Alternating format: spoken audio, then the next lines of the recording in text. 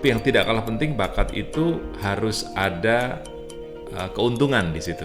Tentu semuanya tidak melulu uang gitu. Ngapain lu Bal? Mau siaran di sini katanya. Ya, saya pengen jadi penyiar Liga Champion Bang. Saya guyon. Ternyata saya keterima di RCTI. Saya juga dipanggil gitu wawancara. Tapi saya sudah menerima San TV. Ya sudah, artinya rezekinya ke situ dulu. Ternyata manajer kami waktu itu dipegang sama Mas Arief Suditomo. Setahun kemudian Mas Arief bilang, kita butuh presenter baru dan produser di bidang ekonomi. Kamu mau nggak ke RCTI? Wow, tanpa basa-basi langsung saya terima. Saya memaknai perjalanan karir ini luar biasa gitu. Saya bersyukur sekali. Bahkan saya memutuskan berhenti dari RCTI itu nothing tulus. Semua televisi, tidak hanya di tempat kami, semua panas sekali suasananya. Assalamualaikum warahmatullahi wabarakatuh. Waalaikumsalam warahmatullahi wabarakatuh. Pertama-tama terima kasih kedatangannya Pak Iqbal Faiz ya. Terima kasih juga. Ya, pagi ini saya sangat terhormat sekali bisa ngobrol dengan Pak Iqbal Faiz Ya, ya. Alhamdulillah. Saya pun demikian, Pak Waskito. Iya. Saya manggilnya Pak atau Mas ini? Terserah lah. Usia kita kan mirip juga Pak. Oh ya, 11-12 ya. Iya. Kayaknya mudaan saya. Iya. Iya. Baik. Pak Iqbal ini sudah lama ya berkecimpung dalam public speaking, Pak. Berapa lama, Pak? Betul. Kalau dihitung-hitung, saya ini memulai bidang public speaking itu awalnya dari penyiar radio sebagai announcer. Tahun 2000 berarti saya SMA itu. Oh, SMA sudah? SMA sudah siaran. Wow. Dulu saya ingat saya siaran di radio Permata namanya, di Boyolali. Di Boyolali, ya. Radionya udah tutup sekarang. Itu sekitar tahun 2000 sampai dengan sekarang. Jadi berapa tahun tuh? 24 tahun. 24 tahun. Waduh, luar biasa. Ya, mirip-mirip sama Panji Pragiwaksono lah. Iya. Tapi kalau Bang Panji sudah sampai ke Amerika, kalau saya masih di Jogja saja. Berarti dulu di Solo ya, Pak ya? Di Solo, saya asli Solo. Saya kelahiran Solo, kemudian alhamdulillah tadi sejak tahun 2000 saya siaran. Kemudian di situ saya menemukan kenikmatan, Pak Waskito. Ada kenikmatan tersendiri. Jadi kan ada orang bilang begini, bakat itu sesuatu yang kita kerjakan, kita happy menjalaninya. Bahkan kita selalu punya ide baru saat kita menjalaninya. Tapi yang tidak kalah penting, bakat itu harus ada keuntungan di situ. Harus ada yang dihasilkan. Tentu semuanya tidak melulu uang gitu. Ada networking, ada ilmu gitu. Intinya setelah kita menekuni bakat yang kita miliki, seharusnya kita dapat sesuatu gitu. Yang awalnya hobi, kemudian di situ menjadi bakat. Nah, gitu. Misalnya ada anak hobi main bola. Ternyata dilihat sama pelatih dia ternyata punya kelebihan. Maka disitulah menjadi talent kan atau bakat gitu. Nah, awalnya saya dari pendengar radio, kemudian saya hobi siaran, bermain-main siaran. Yang penting suara saya terdengar oleh seantero warga Solo Raya. Tapi kemudian di situ saya menemukan ternyata saya berbakat di situ. Nah, maka setelah dari Radio Permata itu, saya pindah ke radio yang agak serius sedikit, namanya Radio GSM di daerah Solo Baru. Ya. Itu dangdut juga. Dari dangdut ke dangdut ceritanya. Itu maksud saya bukan yang pertama bukan tidak serius radionya, tapi sayanya masih main-main gitu, masih SMA kan. Jadi saya pindah ke radio yang GSM itu sudah mulai benar-benar ada kontrak, kita bekerja freelancer di situ. Radio juga udah tutup di situ. Jadi setiap radio yang saya tempati tutup setelah itu. Dulu radio tutup. Jadi jangan hire saya ya. Terus saya pindah ke PTPN. Kalau teman-teman yang daerah Solo dan sekitarnya pasti tahu lah ya. Radio PTPN itu legend banget lah. Di situ memang terkenal kala itu masih banyak senior-senior. Founder-foundernya masih hidup semua. Tahun 2004 saya masuk. Itu ada namanya Bang Ige, Babe Gimin, Pak Budioko. Dua di antara mereka sudah meninggal, Babe Gimin dan Bang Ige namanya. Bang Ige. Di situ saya belajar banyak tentang radio. mulai pronunciation, artikulasi, penjiwaan, kemudian mendengarkan request, talk show, bahkan acara off air gitu. Di situ profesionalnya itu di sangat PTPN. profesional, sangat profesional. Saya masuk di seleksi dan alhamdulillah saya bersama beberapa teman lolos menjadi penyiar. Dan di PTPN itu memang kami tidak hanya jual suara dalam tanda petik, tapi performa kita diperbaiki karena di situ menurut para senior penyiar radio itu tidak hanya suaranya doang, tapi satu saat akan jadi MC, jadi moderator di acara off air. Maka kita mesti rapih kalau siaran, wajahnya juga jangan belepotan, nggak ganteng-ganteng amat nggak apa-apa lah ya, minimal kayak saya lah, ini minimal nih. Itu tapi yang rapi lah kalau lagi siaran tuh yang rapi. Jadi kalau ada pendengar datang, oh itu Mas Iqbal, oh itu sih. Nah, jadi pendengar kita nggak kecewa-kecewa banget lah lihat kita, oh wajahnya ternyata nggak ganteng ya, nggak tinggi misalnya, tapi rapi kok orangnya misalnya gitu kan, dapat tuh, tapi wangi misal. Itu saya di grooming di PTPN tuh. PTPN. Sekitar 3-4 tahun kemudian saya pindah ke Solo Pos. Karena apa? Di PTPN waktu itu suara saya sudah beranjak mature tuh. Awalnya saya siaran jam siang, lama-lama digeser tengah malam tuh. Pendengarnya, dan saya enjoy gitu. Pendengarnya tuh lagu-lagunya juga 90s, 80s gitu. Jadi saya enjoy dan saya nemu lagi tuh bakat baru sebagai apa? Penyiar berita gitu. Suara saya lebih serius. Akhirnya saya masuk di Solo Pos FM. Alhamdulillah PTPN sampai sekarang nggak tutup. Iya, Alhamdulillah. masih ada lah itu. Tahun 2008 saya pindah. 2008. Sampai 2009, tepat setahun. Saya ingat tuh Mas, saya pernah punya cita-cita pengen jadi penyiar televisi. Dulu waktu SMP atau SD malah saya tuh melihat penyiar-penyiar senior itu keren ya, pakai jas, ini hadiah dari Mas Arief Suditomo. Jadi wibawa saya nambah ya beberapa derajat. Lungsuran dari senior. Lungsuran. Jadi kemudian 2009, waduh saya harus ke Jakarta nih. Kalau cuma di Solo nggak kemana-mana, paling-paling TV lokal kan. Akhirnya saya minta izin sama ibu tuh dengan berat hati karena ibu saya ketika itu sudah sakit cukup parah. Tapi akhirnya mengizinkan saya. Wirawiri tuh Jakarta, Solo masih cari-cari dan akhirnya ibu saya meninggal tuh.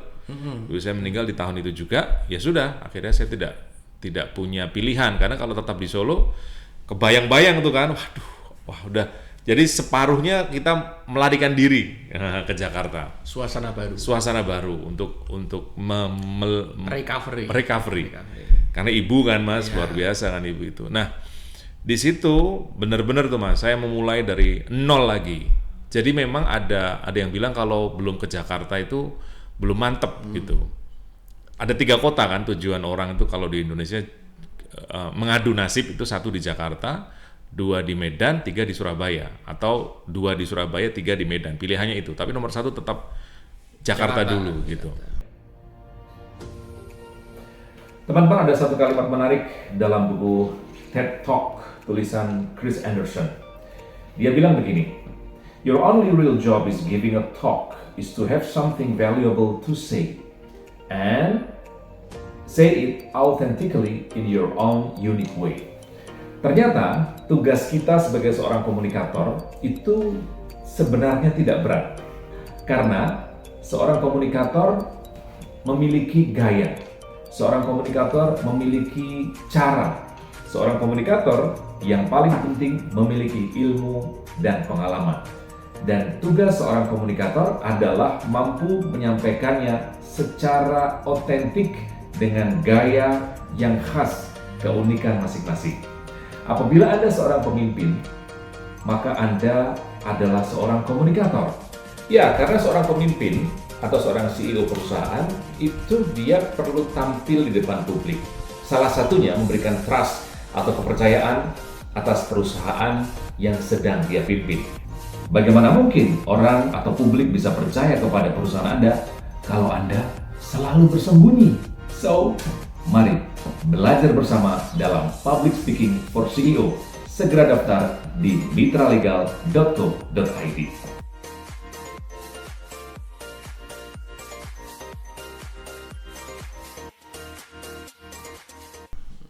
Nah di Jakarta saya ngamen-ngamen tuh dalam tanda petik apa yang saya bisa ya gitu, MC waktu itu. Karena sejak dari penyiar radio saya otomatis jadi MC kan.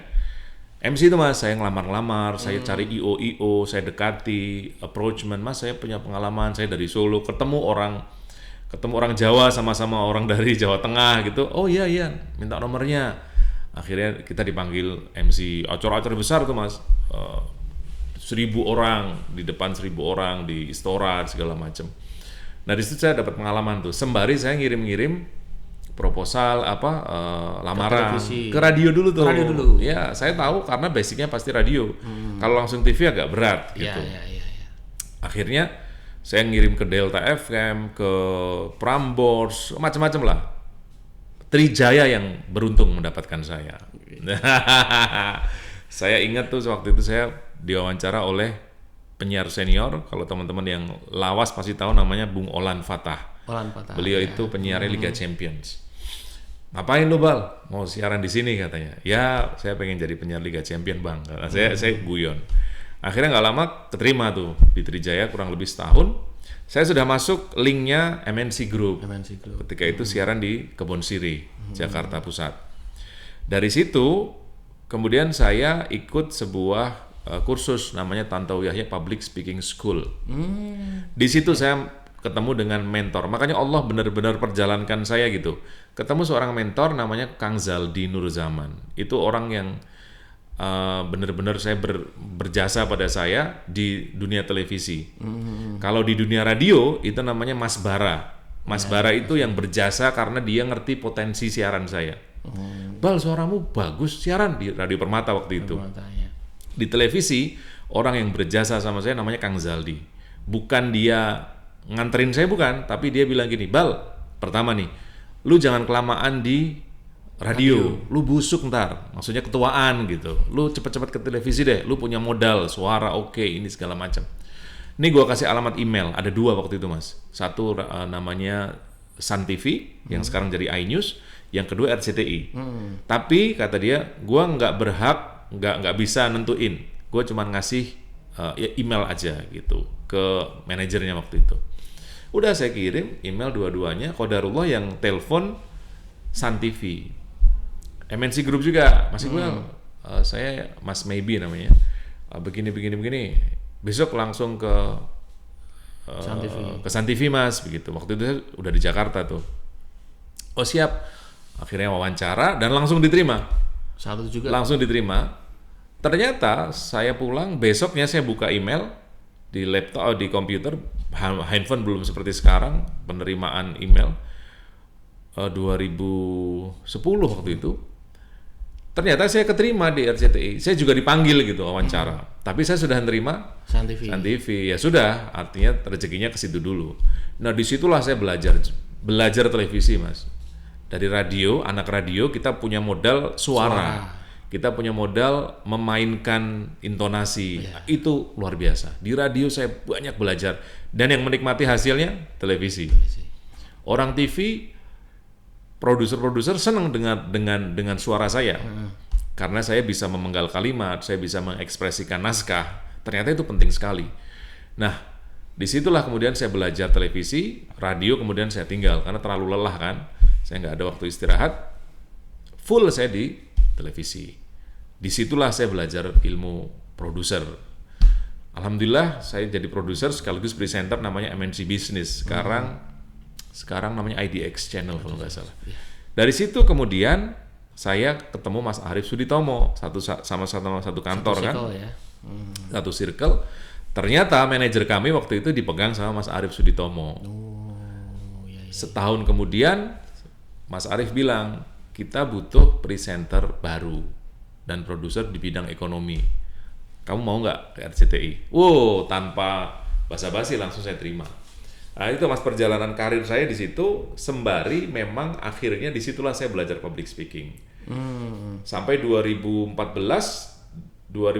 saya resign, kemudian saya full menjadi freelancer di iNews, acara pengajian, sampai 2019. Nah di situ saya belajar banyak.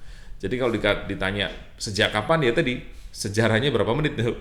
Cukup panjang gitu, cukup panjang. Dan alhamdulillah saya bersyukur karena yang pertama ini mungkin doa orang tua ya. Saya yakini itu doa orang tua saya. Dan itu yang pertama, orang tua jelas ya, doa. Kemudian yang kedua, ada orang-orang yang berjasa pada diri kita. Yang tadi saya bilang, yang pertama Mas Bara, penyiar radio, yang kedua Kang Zaldi. Dan tentunya banyak orang lain yang berjasa pada kehidupan kita kan. Itu yang kedua. Kalau kita ngomongin manusia nih ya kan. Yang ketiga, ternyata memang ya kita punya potensi gitu. Bahwa orang melihat kita bukan karena apa-apa, tapi karena lihat potensi. Mas Bara melihat saya karena saya bisa siaran. Ya, ada skill. Ada skill di situ. Bahkan belum skill tuh Mas, karena waktu itu saya masih penyiar radio. Tapi dia bakat. Melihat, itu tadi kita bicara soal bakat kan. Ini kayaknya suaranya oke, dia bilang begitu. Enggak, suaramu lumayan. Dia bilang begitu waktu itu, saya ingat sekali. Kang Zaldi melihat saya sudah mateng di siaran. Kamu layak siaran di televisi. Begitu. Jadi saya memaknai perjalanan karir ini luar biasa gitu. Saya bersyukur sekali. Bahkan saya memutuskan berhenti dari RCTI itu nothing tulus. Karena ada sesuatu yang tidak cocok, idealisme ketika itu, Anda tahu politik ya. 2014 tahun. Semua televisi, tidak hanya di tempat kami, semua panas sekali suasananya. Kemudian ketika saya memutuskan resign, saya tidak ada beban gitu. Karena saya tidak berhutang budi, dibawa-bawa gitu enggak. Saya hanya dimudahkan gitu. Setelah itu kata Kang Zaldi, itu bukan urusan gua katanya. Nah, di situ. Nah, jadi itu chapter 1 tuh Mas, bahwa keahlian kita itu akan dipengaruhi oleh banyak faktor. Gitu. Nah, sementara dari dalam diri kita, bakat kita itu muncul dari siapa sih? Ternyata nggak jauh-jauh dari orang tua kita. Coba cek nih. Bapak kita, ibu kita, mungkin kakek kita, nenek kita, mungkin ada peran di situ. Bapak saya orator, bapak saya, abah saya seorang ustadz gitu. Ya, kakek saya juga begitu. Di Solo, di kota Solo. Ibu saya juga begitu. Ketika presentasi segala macam menarik. Teman-temannya bule-bule tuh, ibu saya waktu itu.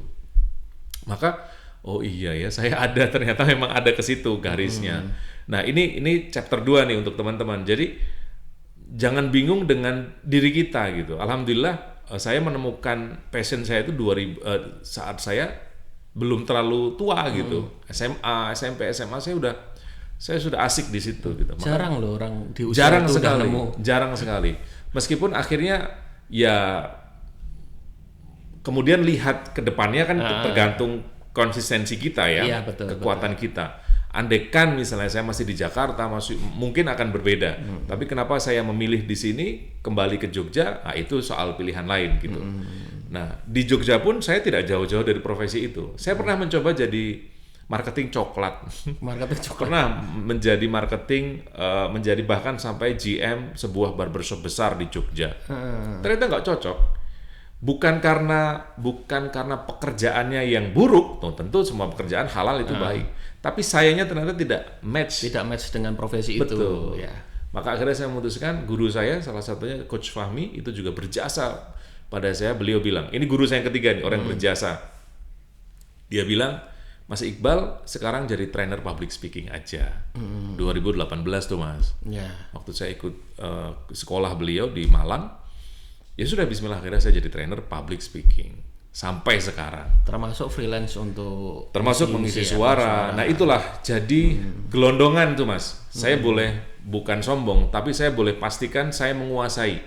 Anda mau minta saya jadi MC saya bisa, moderator saya bisa, mengisi suara voice over saya bisa, penyiar radio saya pernah lama 10 tahun, di televisi saya 9 tahun. Artinya saya punya basic untuk ngajar. Nah di situ karena hati-hati. Banyak orang tidak punya pengalaman, tidak punya ilmu, kemudian mengajarkan ilmu. Itu bahaya. Dalam kaidah Islam yang saya kenali, itu dilarang. Dalam kitab Ta'lim Muta'alim itu jelas, seorang guru itu harus punya jam terbang dalam tanda petik. Maka kenapa seorang guru itu dimuliakan oleh muridnya? Lantaran memang dia punya ilmu yang luas. Ilmu kan dari Allah ya semua ya. Betul. Ilmu dari Allah ini, Allah pilih nih orang-orang, Mas Waskito marketing misalnya, ada orang yang menguasai hukum, ada orang yang menguasai komunikasi, gitu tuh. Nah, Sekarang kewajiban saya sebagai Muslim apa nih? Menyebarkan. Begitu. Jadi menyebarkan kepada siapapun, tidak hanya sesama Muslim, karena orang Islam itu kan prinsipnya adalah bermanfaat, Ya, rahmatan lil alamin, dan anfa'uhum linnas, bermanfaat buat orang lain gitu. Nah, ini saya menemukan passion baru tuh, Mas Askita, ketika saya menjadi trainer public speaking. Di situ ilmu yang saya dapatkan selama 20 tahun ini saya share ke teman-teman. Ini merinding nih, Mas.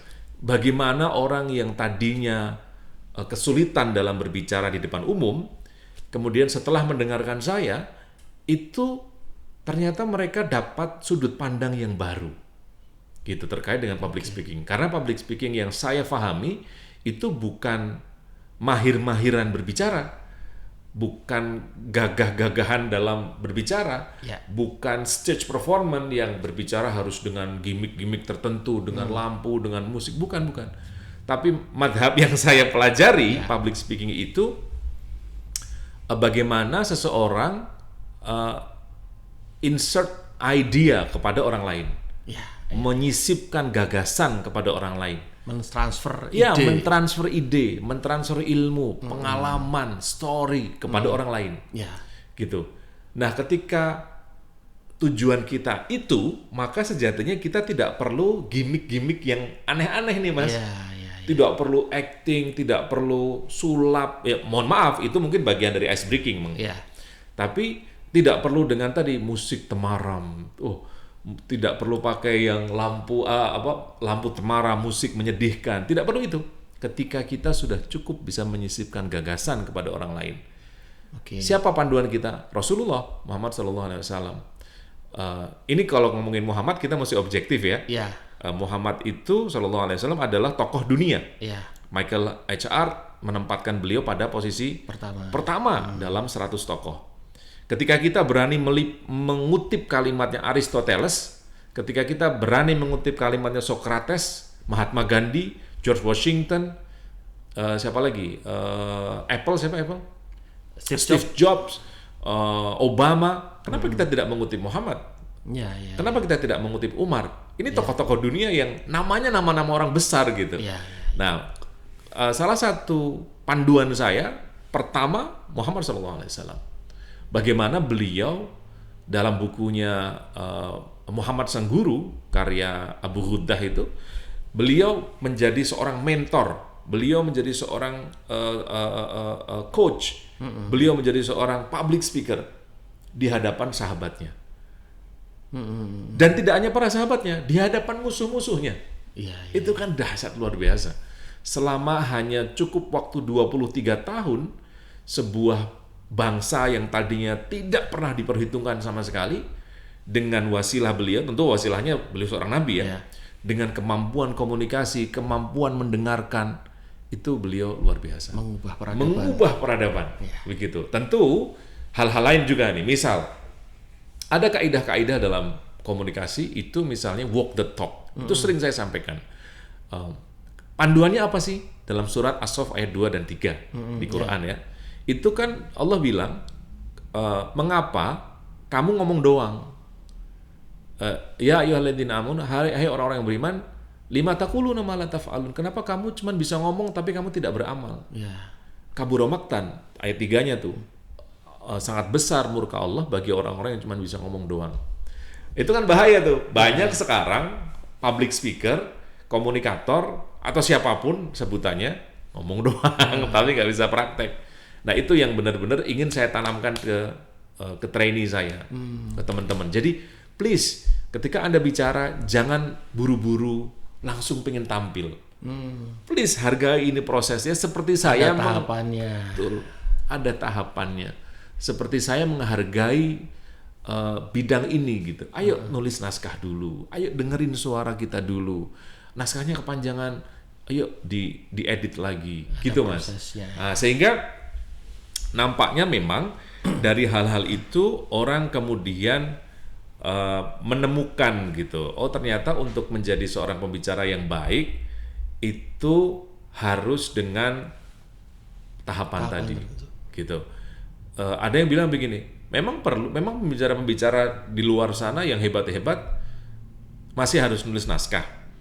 Jangan salah, mereka menjadi hebat karena nulis naskah, karena tetap menulis naskah.